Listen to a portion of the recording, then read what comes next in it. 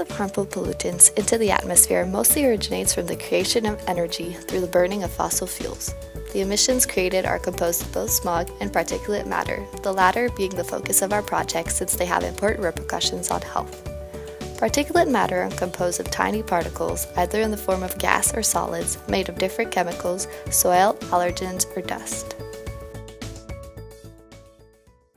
Particulate matter is just a suspended mixture of a solid and a liquid, and it can be as large as sawdust, which is visible, and as tiny as something that might be 70 times smaller than the radius of a piece of hair.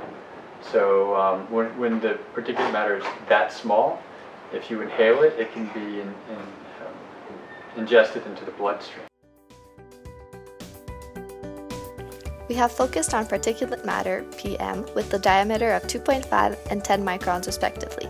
Both of these cause serious health problems. In 2010, around 3 million deaths globally were attributed to air pollution from PM 2.5. PM 2.5 and PM 10 cause disease burdens in both rural and urban areas by increasing the incidence of stroke, heart disease, lung cancer, and both chronic and acute respiratory diseases, including asthma.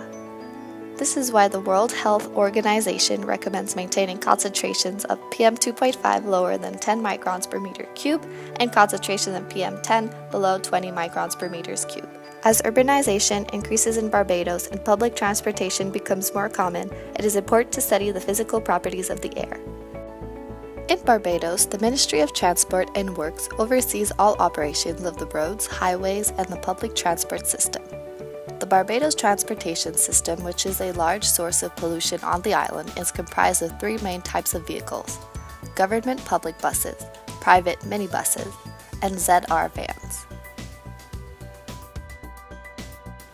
Currently, Barbados does not monitor air quality data for the island. Therefore, our primary goal was to collect air particulate data from selected bus terminals: the Princess Alice Bus Terminal in Bridgetown, and the Oistins Bus Depot. We used an air quality particulate counting meter instrument. Data was collected 2 days out of every week for 3 weeks and conducted at 2 distinct times of the day, early morning and early afternoon.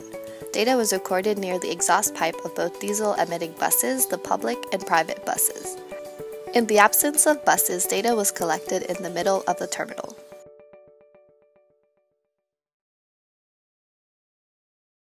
When you can physically see that there are plumes of smoke coming from vehicles, it can't be good. So, no, we don't have data to kind of validate and prove that it's not good, but you can see and smell that this cannot be good for Barbados. Also, we're heavily reliant on tourism as a mainstay of our economy. And for tourists to also be seeing that, I think that has big impact on the country and how it's perceived internationally. For each 1 hour of data collection event, the results were graphed. Here is an example of what our data looked like in a typical day. Here we are looking at air particulate matter collected on July 9, 2018. Both of these graphs correspond to the Princess Alice Bus Terminal in Bridgetown at different hours of the day, from 9 to 10 on the left and from 3:40 to 4:40 p.m. on the right. Data points were collected every 2 minutes during the said time intervals. The blue line corresponds to concentrations of PM 2.5 measured with the instrument.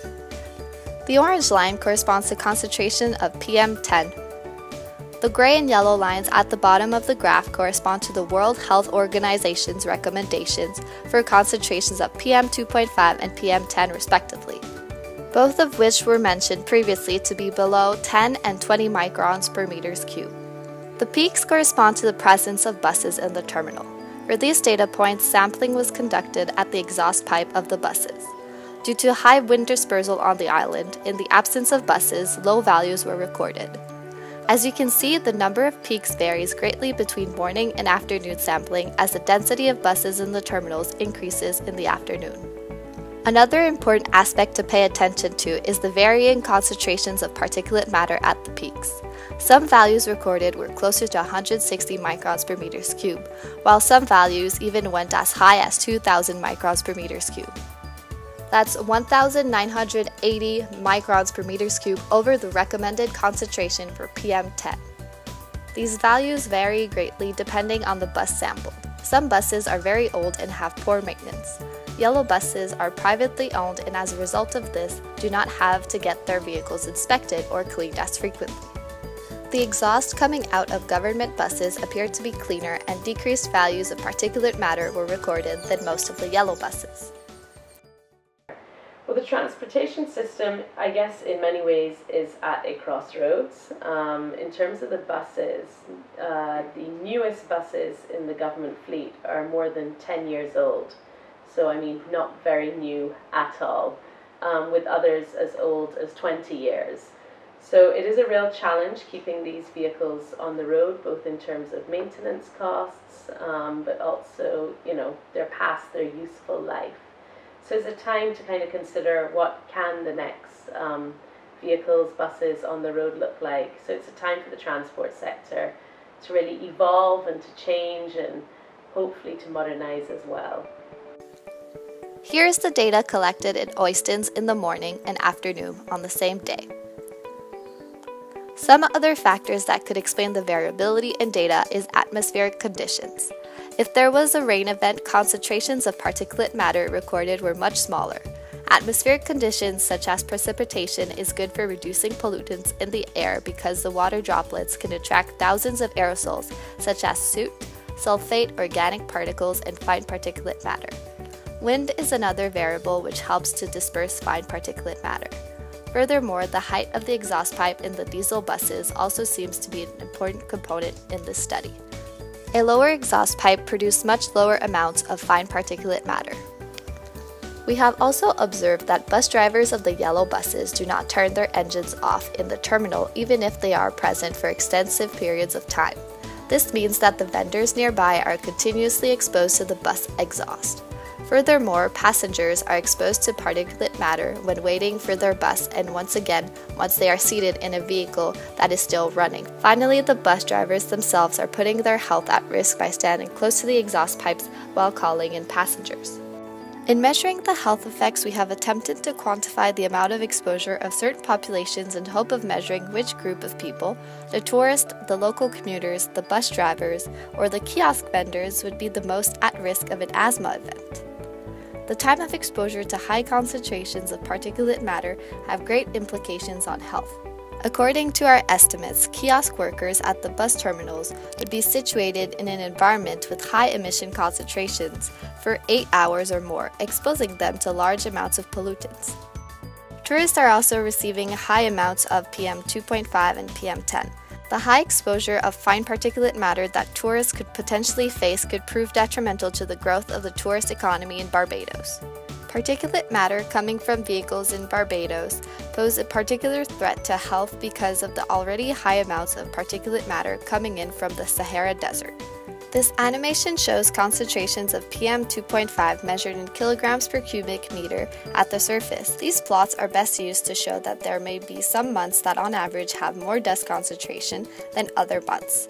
According to the data, the months of special concern when it comes to fine particulate matter are December until March. We wanted to know if these months where high levels of PM correlated with higher incidences of asthma attacks in the country.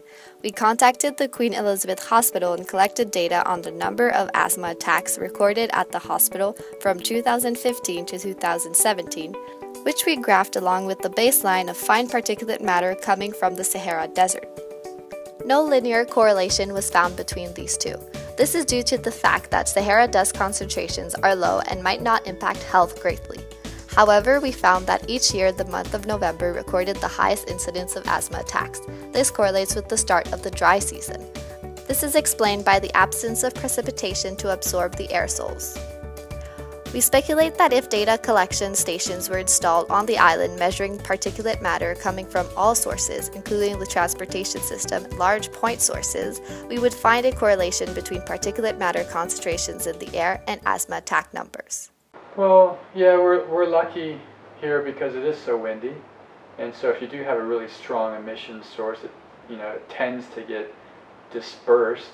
But after what distance? If you're unfortunate to be in that distance where it hasn't dispersed yet, it's horrible. But I sometimes think that some people use that as an excuse to not regulate the emissions as well, because they feel that, oh, we're in the middle of the trade wind, it's going to be dispersed, it's not a problem. Mm-hmm.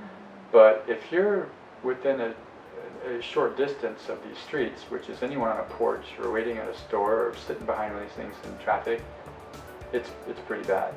Emission regulations are crucial for reducing exposure to particulate matter and important for the future health of the planet. However, many are unaware that there are two categories of vehicle emissions: exhaust and non-exhaust sources. Non-exhaust emissions come from brake, tire wear, and road dust resuspension. While exhaust emissions are important carbon dioxide emitters, 90% of PM10 and 85% of PM2.5 emissions from cars actually comes from non-exhaust sources. We have compared exhaust and non-exhaust emissions between gasoline, diesel, and electric vehicles. Electric vehicles are clearly a better alternative for reducing carbon dioxide as they do not produce any exhaust emissions. However, when looking at particulate matter, electric vehicles are no different than other internal combustion engines. This is mostly due to their weight. Non-exhaust sources are dependent on the weight of the vehicle. Heavier vehicles have a greater resuspension of fine particulate matter. Currently, electric vehicles weigh approximately 24% more than internal combustion engines. In light of this new information, in order to reduce non-exhaust particulate matter emissions, we recommend reducing vehicle weight for both internal combustion engines and electric vehicles.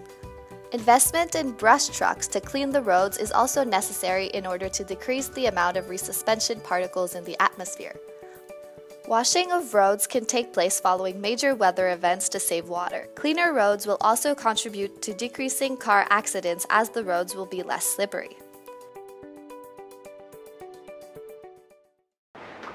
If I could prioritize one or two things based only on my experiences and observations, I would be extremely grateful, not only for myself and my own family, but for others around, if these larger buses had a better emissions control, so they're not spewing out as much exhaust that we breathe in on a regular basis.